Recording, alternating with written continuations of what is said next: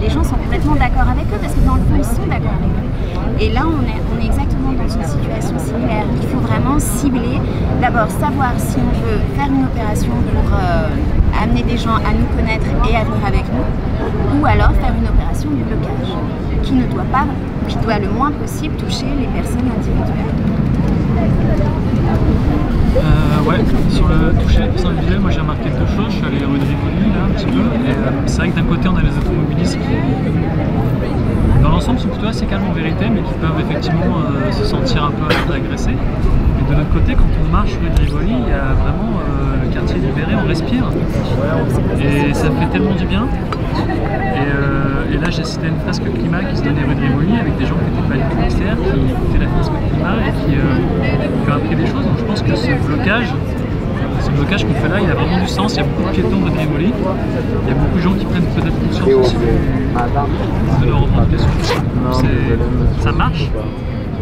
Après, sur les différentes stratégies entre blocage et action choc, on reprend un peu à ce que tu as dit, c'est vrai qu'il y a des blocages qui sont faits après pour les enseignes, McDonald's, etc., qui tiennent peut-être pas, c'est vrai, mais qui sont peut-être un peu aussi faits à l'arrache, 11e principe. Mais c'est pas, ça fait pas longtemps que le mouvement existe, donc je pense qu'il faut qu'on s'organise peut-être un peu mieux pour faire ces actions ponctuelles qui sont efficaces aussi, mais le blocage a aussi du sens, à mon sens, et il fonctionne sur le côté effectivement les quelques automobilistes qui sont en souffrance. Moi, je pense qu'on peut faire aussi des petites méditations devant les grandes enseignes. Non, des grosses méditations oui, enfin, dans les enseignes. Oui, dans voilà. les enseignes, pas à côté, on dedans. peut le faire, donc ça ne serait pas un blocage, mais ce serait d'être très présent et avec une banderole. Ah, tu la veux ta banderole et tout. Oui, tu peux l'avoir. C'est très important, ça va leur rester à l'esprit. Et le message qu'on a à donner. J'appuie beaucoup la proposition. Et j'ai un bon ami qui est dans le groupe de méditation de Londres, qui ont ciblé la Place, parce que la Place, banque soutenait les forages pour les gaz schistes. Et donc ils ont fait beaucoup de méditation à l'extérieur des agences et à l'intérieur. Et de temps en temps, ils sont allés au siège. La proposition avec ça, c'est que de cibler, de ne pas s'éparpiller, de cibler de faire des propositions et avoir un peu une cohérence de comment on va les faire. On n'est pas gigantesque, qu'il y a une logique derrière. Je pense que de toute façon, dans tous les cas, de tout ce qu'on dit là, en fait, on dit un peu tous la même chose, mais en fait, ça va ensemble. Je pense que l'un ne va pas sans l'autre. Il faut juste réussir à nouveau, c'est une question d'organisation, de stratégie. C'est est-ce que cette action, elle est destinée à faire ça en fait?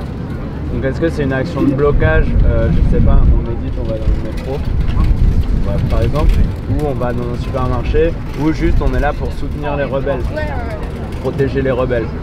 Donc c'est juste, voilà, c'est... Je suis un truc là-dessus. Ce que je suis en train de je pense que ce qu'on est en train de se dire est analogique de ce qui se passe au niveau du XR.